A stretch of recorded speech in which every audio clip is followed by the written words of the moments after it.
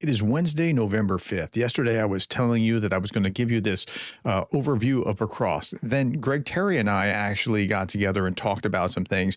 I'm going to show you the things that we didn't talk about with Greg yesterday, including an article by Phillips O'Brien. And I'm just trying to give you as complete, comprehensive a view of what's actually happening in Pokrovsk as possible. If you don't know me, my name is Gerdes. I'm just a professor trying to provide context in the war in Ukraine. So let's start here with the map. This is today, and there's a little lag in the deep state map. So here's Pokrovsk. Here's Pokrovsk 1 month ago. Yeah, look at that.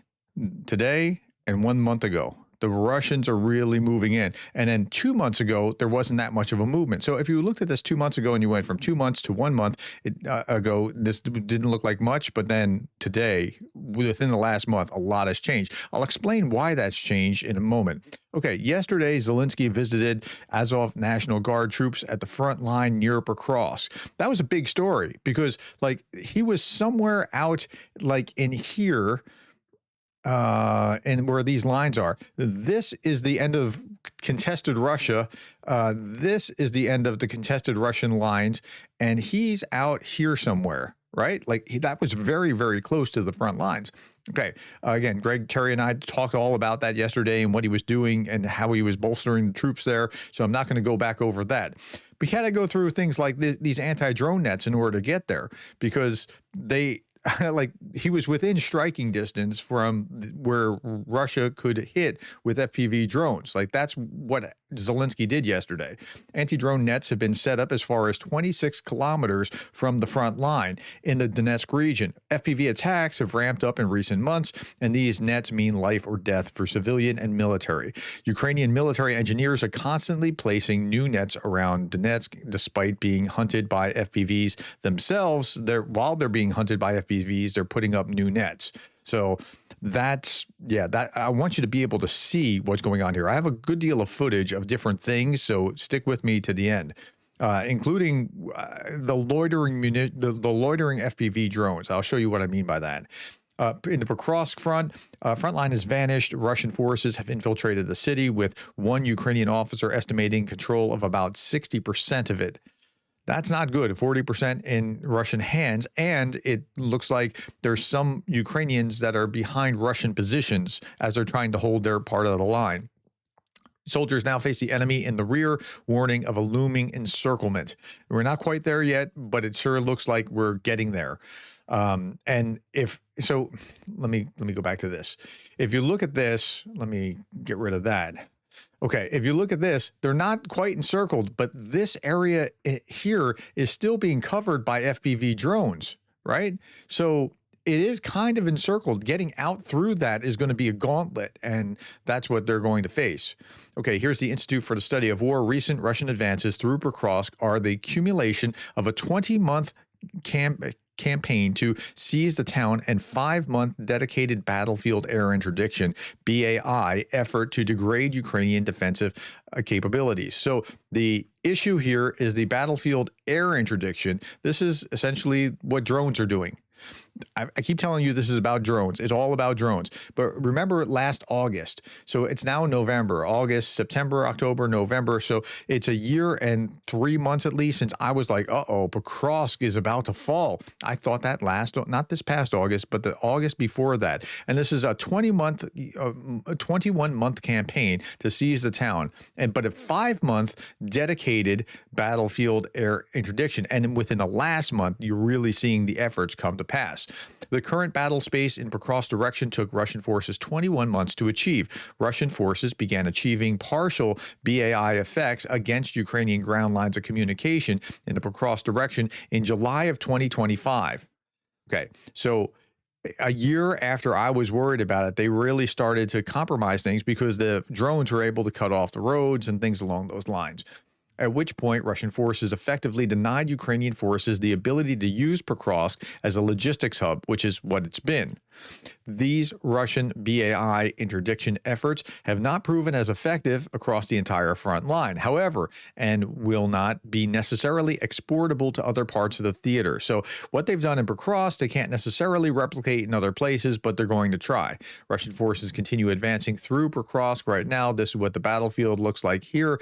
Konstantinivka, they're working on that, and that'll be probably one of the next big targets is Konstantinivka. Okay. Russia created the Rubicon Center. Now, this is part of how they did it. They created the Rubicon Center to hunt Ukrainian drone operators, deploying elite units to Pokrovsk while introducing sleeper drones along supply routes. I'll show you the sleeper drone thing in just a bit. On the other side of the Phillips O'Brien article, I'll show you that. The July 2025 shift to battlefield air interdiction turned Pokrovsk from a logistics hub to an isolated position after 21 months of advance. So it's not working like it worked in Bakhmut, where it was just throwing meat wave assaults at it. It was all about drones. Okay, the gap between the Russian forces around Mirnograd is about 3 kilometers, or about that's about it, and that's what we were showing yesterday. Ukrainian troops inside have days, not weeks, to escape. So from here to here, it's about 3 kilometers, and the Ukrainians stuck in here need to get out through this gauntlet of FPV drones. And they're not just FPV drones, they're FPV and fiber optic drones. So there's Ukrainian EW expert says he assures his countrymen that the danger of Russian FPVs far outweighs any risk from near jammers. So you don't want to get too close to jammers. That's not good for you. It's like being too close to the microwave. It's that kind of thing, but on steroids.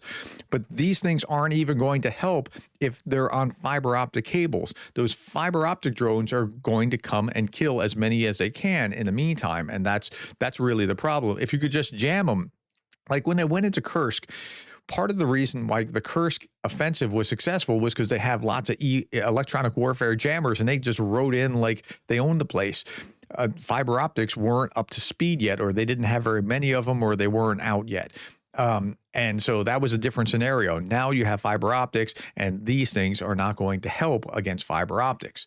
Okay, now I saw this and I thought, okay, well, this helps us a little bit. There are fewer birds in the sky than drones, one drone after another, says a 70-year-old woman who walked for 3 days from Mirnograd to Dobropilia. The evacuation of people from Dobropilia has been ongoing for several months now. While Dobropilia was still living a normal life in the summer, by autumn, it effectively found itself in trouble. So I'm showing you this because the route that this woman's taking from Mirnograd, just look at what's being done here. This is how she's getting out, right? See this? That's what the Ukrainians have to do. They have to go through this, like from where there's contested to contested, there's Russians on this side and there's Russians on that side, and she has to get out through this is exactly what the troops have to do. They have to get out through that contested space, contested by drones. Okay, Ukraine may be repeating a costly mistake in Pokrovsk. It's a recurring pattern seen, for example, in Vuldahar and Kursk, a reluctance to conduct controlled military justified withdrawal from a threatened salient when the situation no longer favors the defender. So they need to pull out, but they're trying to not leave any cash on the table, right? They're trying to do it, but if you wait too long, you could lose it all. So that becomes problematic. Okay, here's the Phillips O'Brien newsletter that I was talking about yesterday, that I was saying, hey, we're going to talk about it today, and then I switched gears, and Greg Terry and I covered it. Okay, the battlefield of Pokrovsk might be ending, and he gives some great context here. There's a chance that the Battle of Pokrovsk might be nearing its end. It's been going on since late 2024, making it one of the longest battles in modern history, more than 450 days long at this point. It also showed some important evolutions in the fighting. Pokrovsk was never a strategic city, so it's bad. You don't want to lose Pokrovsk because now you have to back up like 20 kilometers to the next defensive line, and so the Russians are going to gain a bunch of ground, and then they'll be able to try to do the same thing again. So you want to hold it, but it's always been a small city that turned into mostly a burned out shell. But Putin has desperately wanted to take it. And after this happens, let's say it does, and I think it probably will given enough time, after this happens, wait for Putin to come out and start talking about peace negotiations, and let's have talks and that sort of thing. Just watch. Not that he actually wants peace negotiations, but he wants to gain concessions. Okay. In late July 2024, we were, for the first time, but definitely not the last, told that the Russians were about to seize the strategic city of Pokrovsk. That's why I was nervous about it in August last year. The Russians were just about 10 miles from Pokrovsk, and the analytical community was sure that it would not be long until it fell to Putin's forces. Okay. There were so many weird parts of this narrative. It was based on the idea that Pokrovsk was strategic. It was not then, and it is not now. So strategic means like if you lose it, like that could be game over. That's not what we are with Pokrovsk. The imminent fall of Pokrovsk was also used to say that Ukrainian offensive into Kursk had failed. Actually, if that offensive kept Pokrovsk from falling for almost 500 days and caused tens of thousands of extra Russian losses, it should be judged a great success. So remember, Pokrovsk is threatened, Kursk kicks off, and then the Russians have a dilemma. Do we continue to go after Pokrovsk, or do we have to shift gears and move our forces over to Kursk into our own country? Okay. What the analytical community seemed not to understand was that advancing was extremely difficult and getting more so, and that the Russians had no capacity to move quickly. Here was the map on August 1st of 2024. Russian front line was 16 kilometers, over 10 miles from Pokrovsk. Okay. And then we go down a little bit further, what it looks like, what it looked like later. Here it is today, 60 days later. And it would have been a shame, it would have shamed a snail to move at the pace that the Russian army has moved during its time. Like, you've seen this before. Operator Starsky's talked about the snail moving across, whatever. So just listen, though. I checked an average snail at a normal pace can move about 3 inches a minute, about 15 feet or 5 meters an hour. Such a mediocre snail starting at the Russian front line on August 1st, 2024 would have moved more than 31 miles between then and now. So as opposed to the 10 miles or so, whatever it was. So, what happened? The massive explosion in numbers of UAVs over the battlefield made moving forward an extremely bloody business. So there was this distance between the Russian front lines in Pokrovsk, and FPV drones were the big story. But once the FPV drones got close enough and could actually, once they moved in close enough and could actually, now it's flipped. So now the FPV drones are kind of working in Russia's favor as much, probably more than Ukraine's favor. The number of casualties is probably well over 100,000. Estimates that between the end of August 2025 and mid-October, Russian casualties in attacking Pokrovsk numbered approximately 14,000 killed and wounded just between this short period of time from this past August to mid-October. Okay, this was really important. The Ukrainians should not sacrifice lots of soldiers to try to hold a meaningless shell, which is being surrounded by Russian drones on 3 sides. They should extract the losses that they can and protect their existing forces. If it means that the battle is winding down, so be it. So they've inflicted tons of losses on the Russians. Now is not the time to lose that money. It's like you're, and this may not be the greatest analogy, but you're at the casino. If you've just gone from $10,000, you started with $10,000, you just made $100,000. Now's not the time to risk the $100,000 and go back to zero. We don't want a bad thing to happen. Okay, another narrative that has been going on for far longer than the strategic Pokrovsk, is about to fall is Ukraine has a manpower crisis and will fall to Russia unless it drafts all of its young people. Okay, so let's talk about this one as well. And here we are 2 years later, and Ukraine has not collapsed, and it has not drafted all members of society, and indeed is even allowing some young people to travel. Here's a quote from the Atlantic Council piece just released on the subject. As the Russian army closes in on strategically crucial city of Pokrovsk in eastern Ukraine, Kyiv's growing manpower shortages are becoming more and more apparent. Ukrainian President Volodymyr Zelensky stated this week that Ukrainian troops on Pokrovsk front are currently outnumbered 8-1 by Russian forces, highlighting the scale of the problem. After 3.5 years of heroic and exceptionally bloody resistance, the fear is that Ukraine may be now approaching the point when the country no longer has enough fighters to effectively defend the full length of the front lines in Europe's largest war since World War II. Okay, that was the article, and that's how they framed it. It's hard to say how weird this argument is. Pokrovsk is not strategically important. The Battle of Pokrovsk is, in reality, shows the opposite from what the analytical community has been arguing for 2 years. Indeed, it should be trying to hold the front line with as small a number of forces as possible. If the Russians want to slaughter their people for yards of dirt, they can do that. To end this section, I'll quote General Zaluzhny back in late 2023. When the narrative of Ukraine facing a manpower crisis first emerged, Zaluzhny acknowledged Russia's long-term manpower advantage, to The Economist calling it a feudal state where the cheapest resource is human life. For Ukraine, however, the most expensive thing we have is our people. So they're not just trying to slaughter for the sake of gaining ground or for the sake of keeping ground. That's not how the Ukrainians fight. And as such, Ukraine has to learn how to preserve its people. It's not Russia and should not fight as such. So are they going to lose Pokrovsk? Probably eventually, given just some time, given enough of Russia's push. They need to get those soldiers out of there. And getting those soldiers out of there is going to be difficult. Here's what I mean when I was telling you this video is coming up.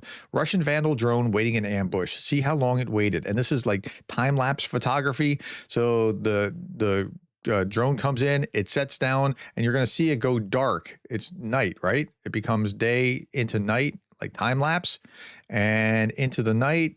Finally, it finds a target at night, and then it's going to deal with that target at night. I mean, like they have patience, and it's just sitting there waiting for this car to come up, and that's how it's going to do it.